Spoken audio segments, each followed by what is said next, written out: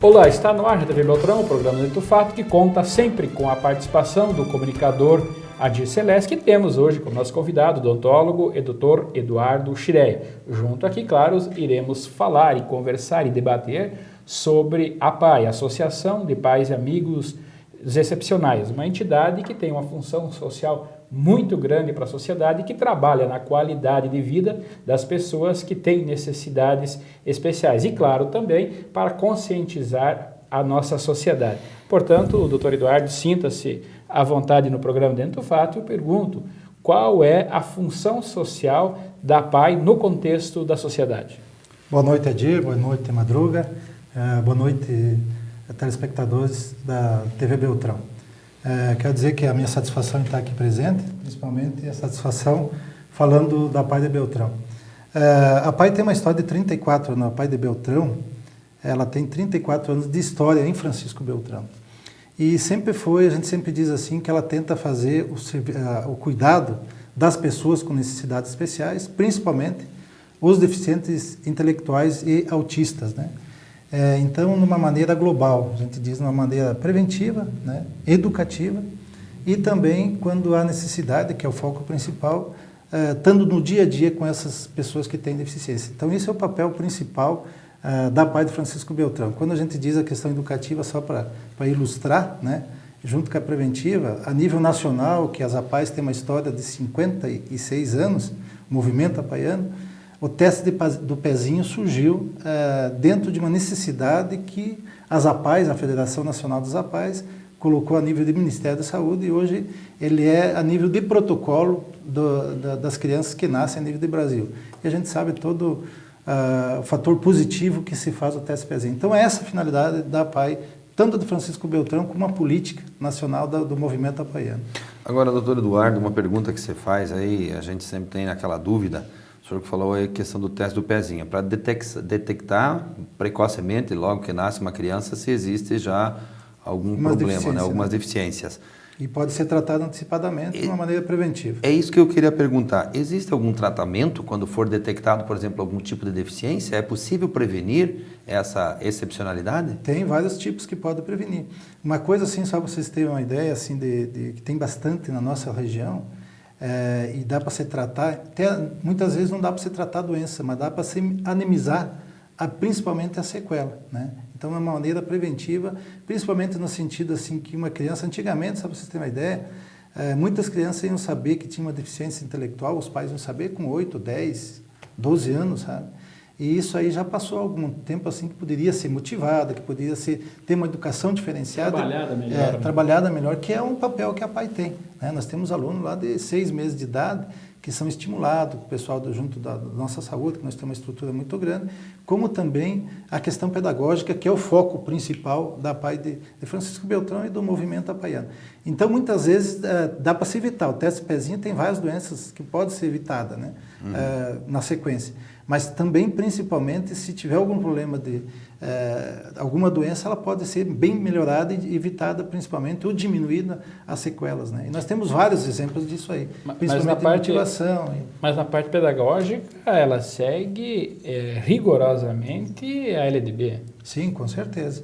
Isso aí não é a APAE, e eu gosto de frisar isso aí, nós gostamos de falar, ela não é uma escola comum, que a gente diz, é uma escola especial, mas ela tem toda uma política a nível nacional, traçada, aprovada pelo Ministério da Educação, não é uma coisa ao léu, ela segue um parâmetro, né, educacional, e isso aí foi constituído. A educação especial no Brasil, né, a gente diz com os erros e acertos, mas ela nasceu e foi desenvolvida dentro das APAEs, que é uma organização não governamental, ou seja, ela não é uma escola municipal, não é uma escola estadual, e também não é uma escola federal, né? Recebe benefícios, né? Recebe recursos dessas esferas, mas ela foi criada no seio da sociedade, né? Beltrão é um exemplo claro disso aí, né? Nasceu dentro do Rotary Francisco Beltrão, principalmente na necessidade daquela época, o Dr. Lúcio fala com propriedade isso aí, né? Que, por causa do Lucinho, que teve a síndrome de Down, né? E, consequentemente, ele achou e teria necessidade do seu filho acompanhar, né? Tinha até quase tomado uma decisão de deixar a cidade, né? E depois pensando melhor, disse, não, nós vamos ficar e vamos ajudar a criar uma escola, né? E com isso aí teve inúmeros alunos, né? Passagem de inúmeras pessoas que hoje estão no mercado de trabalho, muitas pessoas estão em outras atividades assim, principalmente de lazer ou coisa parecida, mas seja tão incluída na sociedade. Agora, doutor Eduardo, o senhor é uma pessoa, um odontólogo em Francisco Beltrão e faz esse trabalho voluntário.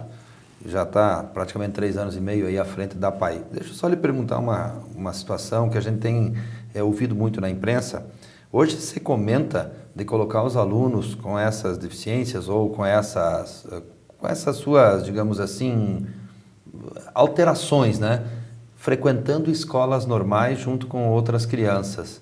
O senhor tem ouvido falar isso? O que o senhor pensa a respeito? O senhor acha que um aluno que tem, digamos assim, uma condição especial, ele tem essa condição também de frequentar uma sala de aula junto com outros alunos? E os professores teriam essa condição de dar educação a essas crianças com essas especialidades? Eu acho que momentaneamente não. É por isso que eu a princípio assim, não sou contra a inclusão educacional, como a gente não é contra a inclusão de pessoas com deficiência intelectual no mercado de trabalho, questão social, né?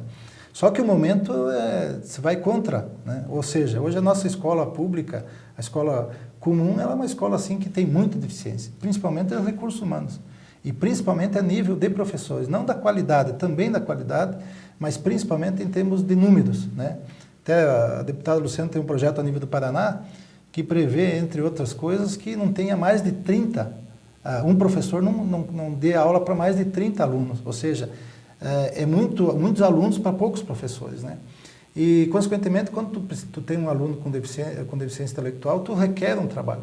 Você tem uma ideia nós temos turmas de sala de aula que tem 2 alunos, né?